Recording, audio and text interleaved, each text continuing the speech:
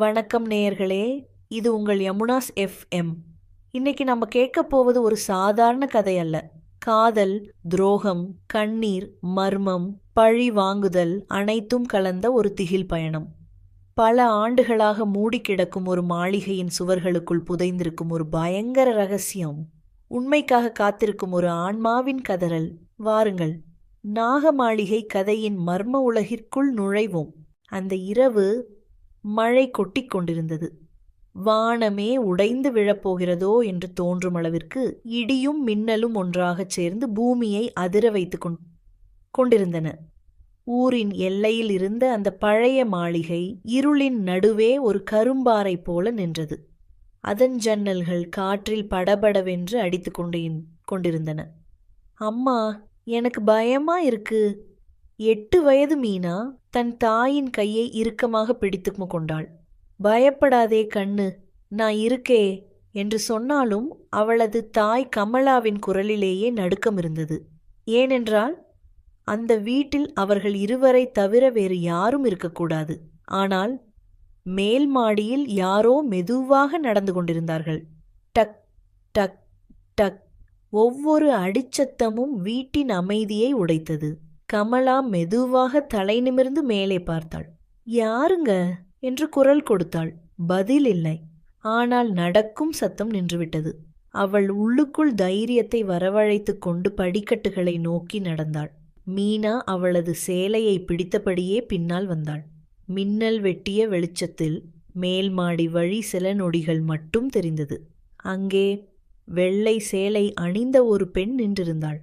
அவளது நீண்ட தலைமுடி முகத்தை மூடியிருந்தது. கமலாவின் இதயம் ஒரு நொடி நின்றுவிட்டது. யார் நீ? அவள் கேட்டாள். அடுத்த நொடியில் மின்னல் மறைந்தது. இருள். மீண்டும் மின்னல் வெட்டிய போது அங்கே யாரும் இல்லை. அம்மா என்று மீனா அழ ஆரம்பித்தாள். கமலாவும் பயந்திருந்தாள். ஆனால் மகளுக்காக தைரியமாக நடிக்க வேண்டியிருந்தது. ஒண்ணுமில்ல கண்ணு என்று அவளை தூக்கி கொண்டு கீழே வந்தாள். ஆனால் அந்த இரவு அவர்களுக்கு தூக்கம் வரவில்லை. ஏனென்றால் அவர்கள் அறையின் கதவுக்கு வெளியே யாரோ நின்று அழுது கொண்டிருந்தார்கள். ஒரு பெண்ணின் குரல், மனதை உருக்கும் அளவிற்கு சோகமான அழுகை. என் குழந்தைய காப்பாத்துங்க, என் குழந்தைய காப்பாத்துங்க. அந்த வார்த்தை மட்டும் திரும்ப திரும்ப கேட்டது. கமலாவின் உடல் முழுவதும் வியர்வை வழிந்தது. கதவை திறக்க தைரியம் இல்லை. காலை வந்த பிறகுதான் அவர்கள் நிம்மதியாக மூச்சு விட்டார்கள். ஆனால் அது தொடக்கம் மட்டுமே. அன்று மாளிகையின் பழைய தோட்டத்தை சுத்தம் செய்து கொண்டிருந்த வேலைக்காரன் மாரிமுத்து திடீரென்று அலறினான். ஐயோ என்று கத்தி பின்னால் விழுந்தான். அனைவரும் ஓடி வந்தனர். மண்ணுக்குள்ளிருந்து ஒரு பழைய வெள்ளி கொலுசு வெளியில் தெரிந்தது. அதை எடுத்தபோது அதனுடன் மனித எலும்புகளும் வெளியே வந்தன. ஒரு நொடி அங்கு இருந்த அனைவரும் உறைந்து போனார்கள். யாருடைய எலும்பு அது? ஏன் அந்த மாளிகையின் தோட்டத்தில் புதைக்கப்பட்டது? மற்றும் ஒவ்வொரு இரவும் அழுது கொண்டிருக்கும் அந்த பெண் யார்? அந்த கேள்விகளுக்கான பதில் பல வருடங்களுக்கு முன்பு நடந்த ஒரு கொடூரமான இரவில் மறைந்து கிடந்தது. தொடரும். அவள் பெயர் காவேரி. மாரிமுத்து தோண்டிய இடத்தில் கிடைத்த எலும்புக்கூடு மாளிகையிலிருந்து அனைவரின் மனதிலும் ஒரு பயத்தை விதைத்திருந்தது. அன்றிரவு மழை நின்றிருந்தது. ஆனால் மாளிகை முழுவதும் ஒரு விசித்திரமான அமைதி நிலவியது. கமலாவுக்கு தூக்கம் வரவில்லை. மீனா தூங்கிய பிறகு அவள் ஜன்னலருகே நின்று வெளியே பார்த்து கொண்டிருந்தாள். அப்போது மாளிகையின் பின்புறத் தோட்டத்தில் ஒரு மங்கலான ஒளி தெரிந்தது. யாரோ விளக்கை ஏந்தி கொண்டு நடப்பது போல. தெரியாத ஒரு சக்தி அவளை அங்கே செல்லத் தூண்டியது. மெதுவாக வெளியே சென்றாள். தோட்டத்தின் நடுவில் இருந்த பழைய ஆலமரத்தின் அருகே சென்றபோது ஒரு பெண் நின்றிருந்தாள். வெள்ளை சேலை, நீண்ட தலைமுடி, கண்களில் அளவில்லாத சோகம். ஆனால் இந்த முறை அவள் பயங்கரமாக தெரியவில்லை. மிகவும் வேதனையாக தெரிந்தாள். யார் நீ என்று கமலா நடுங்கிய குரலில் கேட்டாள். அந்த பெண்ணின் கண்களில் கண்ணீர் வழிந்தது. என் பெயர், அவள் மெதுவாக சொன்னாள். காவேரி என்று. அடுத்த நொடி கமலாவின் கண்முன் ஒரு வேறு உலகம் விரிந்தது. 25 வருடங்களுக்கு முன்பு அதே மாளிகை.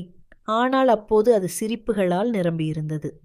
முற்றத்தில் குழந்தைகள் விளையாடிக் கொண்டிருந்தனர். சமையலறையில் பெண்கள் சிரித்துக்கொண்டு பேசிக் கொண்டிருந்தனர். மாளிகையின் உரிமையாளர் ராஜசேகர் மிகவும் செல்வந்தர். அவருக்கு ஒரே மகன் அர்ஜுன். படித்தவன், பண்பானவன், ஊரில் அனைவராலும் மதிக்கப்படுபவன். அந்த மாளிகையில் வேலை பார்த்து கொண்டிருந்தாள் காவேரி. ஏழை குடும்பத்தில் பிறந்தவள். ஆனால் மனசு தங்கம். யாராவது பசியோடு இருந்தால் தன் உணவையே கொடுத்து விடுவாள். யாராவது அழுதால் அவர்களோடு சேர்ந்து அழுவாள்.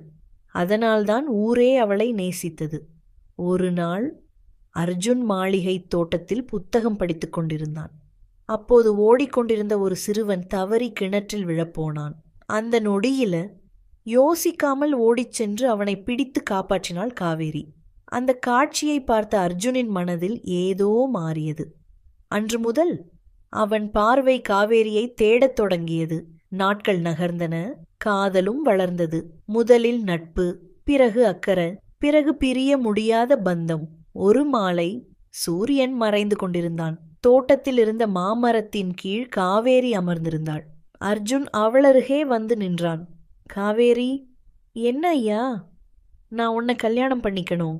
அந்த வார்த்தையை கேட்டதும் அவளது கையில் இருந்த பூக்கள் கீழே விழுந்தன. ஐயா, என்ன சொல்றீங்க? நான் உண்மையாத்தான் சொல்றேன். நீங்க பெரிய வீட்டு பையன், நான் வேலைக்கார பெண். அதெல்லாம் எனக்கு பொருட்டில்ல. எனக்கு உன் மனசுதான் முக்கியம். காவேரியின் கண்கள் கண்ணீரால் நிரம்பின. வாழ்க்கையில் முதல் முறையாக தன்னை ஒரு மனிதராக மதித்த ஒருவரை அவள் பார்த்திருந்தாள். ஆனால் அவர்களின் காதலை பார்த்து மகிழாத ஒருவன் இருந்தான். ராஜசேகரின் தம்பி வீரமணி பேராசைக்காரன். மாளிகை சொத்துக்கள் அனைத்தும் தன் கைக்கு வர வேண்டும் என்று நினைத்தவன். அர்ஜுன் காவேரியை திருமணம் செய்தால் அவளுக்கும் சொத்தில் பங்கு கிடைக்கும். அது வீரமணிக்கு பிடிக்கவில்லை. அந்த நாளிலிருந்து காவேரியின் வாழ்க்கையை அழிக்க அவன் திட்டமிட ஆரம்பித்தான். ஒரு இரவு மாளிகையின் பூஜை அறையில் இருந்த நகைகள் திடீரென்று காணாமல் போயின. வீடு முழுவதும் பரபரப்பு. திருடன் வீட்டுக்குள்ள இருக்கான் என்று அனைவரும் பேசிக்கொண்டனர். அப்போது வீரமணி ஒரு பெட்டியை கொண்டு வந்தான். அதை திறந்த போது அனைத்து நகைகளும் அதற்குள் இருந்தன. அந்த பெட்டி காவேரியின் அறையிலிருந்து எடுத்தது. மாளிகை முழுவதும் அதிர்ச்சி அடைந்தது. நான் திருடல என்று காவேரி கதறினாள். நம்புங்க, நான் சத்தியமா திருடல. ஆனால் யாரும் நம்பவில்லை. அவளது கண்ணீர் யாருடைய மனதையும் கரைக்கவில்லை, ஒருவனை தவிர அர்ஜுன். காவேரி இதை செய்ய மாட்டா என்று அவன் கத்தினான். ஆனால் வீரமணி ஏற்கனவே அனைவரின் மனதிலும் விஷத்தை விதைத்து விட்டான். அன்றிரவு காவேரி தனியாக ஒரு அறையில் அழுது கொண்டிருந்தாள். வாசல் திறந்தது. அர்ஜுன் உள்ளே வந்தான். காவேரி, அவள் அவனை பார்த்ததும் கதறி அழுதாள். நான் செய்யலங்க, எனக்கு தெரியும். அப்புறம் ஏன் யாரும் நம்பலை? அந்த கேள்விக்கு அர்ஜுனிடம் பதில் இல்லை. அவன் அமைதியாக அவளது கண்ணீரை துடைத்தான். நான் உண்மையை கண்டுபிடிக்கிறேன், நீ பயப்படாத. ஆனால் அவர்கள் இருவருக்கும் தெரியவில்லை. அந்த இரவுதான் அவர்களின் வாழ்க்கையின் கடைசி அமைதியான இரவு என்று. நான் உண்மையை கண்டுபிடிக்கிறேன், நீ பயப்படாத. அர்ஜுன் சொன்ன அந்த வார்த்தைகள் இன்னும் காவேரியின் காதுகளில் ஒலித்துக் கொண்டிருந்தன. ஆனால் அந்த இரவு அவர்களுக்கு எதிராக விதி ஒரு கொடிய முடிவை எழுதி வைத்திருந்தது. மாளிகையின் பின்புறம் இருந்த பழைய களஞ்சிய அறையில் வீரமணி அவனது 2 ஆட்களுடன் ரகசியமாக பேசிக் கொண்டிருந்தான். நாளைக்குள்ள இந்த பிரச்சனை முடிஞ்சாகணும். காவேரி உயிரோடு இருந்தா நம்ம திட்டமெல்லாம் வெளியில வந்துடும்.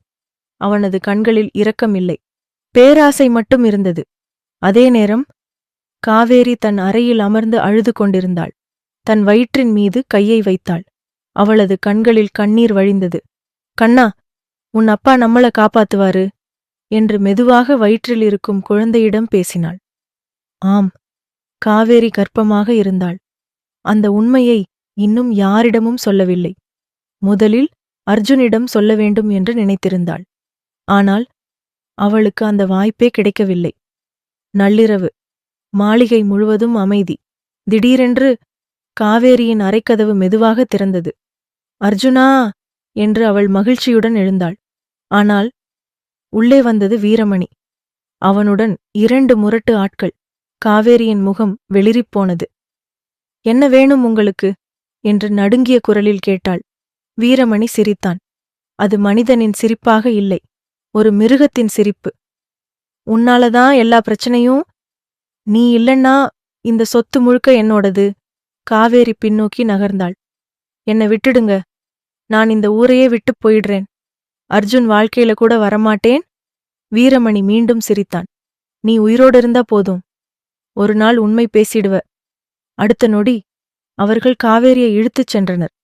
அவள் கதறினாள், அழுதாள், போராடினாள். ஆனால் அந்த மாளிகையின் சுவர்களைத் தவிர யாரும் அவளது குரலை கேட்கவில்லை. மழை ஆரம்பித்தது. வானம் கோபமாக இடித்தது. மாளிகையின் பின்புறத் தோட்டத்தில் இருந்த ஆலமரத்தின் அருகே அவர்கள் வந்தனர். காவேரி மண்டியிட்டு விழுந்தாள். என்னை கொல்லாதீங்க, என் குழந்தைக்காக, தயவு செய்து. அவள் கதறியபோது வீரமணி ஒரு நொடி திகைத்தான். என்ன குழந்தை? காவேரி அழுது கொண்டே தன் வயிற்றைத் தொட்டாள். நான் கர்ப்பமாயிருக்கேன், அர்ஜுனோட குழந்தை. அந்த வார்த்தைகளைக் கேட்டதும் வீரமணியின் முகம் இன்னும் கொடூரமாக மாறியது. ஏனென்றால் அந்த குழந்தை பிறந்தால் சொத்தில் இன்னொரு வாரிசு உருவாகிவிடும். இவளை உயிரோட விடக்கூடாது என்று அவன் கத்தினான். மின்னல் வானத்தை பிளந்தது. மழை கொட்டியது. காவேரி உயிரைக் காப்பாற்ற ஓடினாள். ஆனால் சேற்றில் வழுக்கி கீழே விழுந்தாள். அடுத்த நொடியில் வீரமணி அவளைத் தள்ளினான். அவளது தலை அருகிலிருந்த கல்லில் மோதி ரத்தம் கொட்டியது. தரையில் விழுந்திருந்த காவேரியின் பார்வை மங்க ஆரம்பித்தது. அவளது கண்ணீர் மழையோடு கலந்து ஓடியது. தொலைவில் அர்ஜுனின் பெயரை கடைசியாக அழைத்தாள். அர்ஜுன், நம்ம குழந்தையை காப்பாத்து. அதுவே அவளது கடைசி வார்த்தை. சில நிமிடங்களில் அவளது உடலை ஆலமரத்தின் கீழ் புதைத்துவிட்டனர். மழை அந்த குழியை மூடிவிட்டது. உண்மையைப் போல அந்த இரவின் ரகசியத்தையும் மண் மூடிவிட்டது.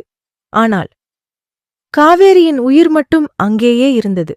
அவளது தாய்மை, அவளது வேதனை, அவளது அநியாய மரணம், அவை அனைத்தும் அந்த மாளிகையின் இருளோடு கலந்துவிட்டன. அந்த நாளிலிருந்து ஒவ்வொரு அமாவாசை இரவிலும் ஆலமரத்தின் அருகே ஒரு பெண் அழும் சத்தம் கேட்டது. ஒரே ஒரு வார்த்தை, திரும்பத் திரும்ப, என் குழந்தைய காப்பாத்துங்க, என் குழந்தைய காப்பாத்துங்க. இப்போது 25 ஆண்டுகளுக்குப் பிறகு அதே இடத்தில் தோண்டியபோது அவளது எலும்புகள் வெளிவந்திருக்கின்றன.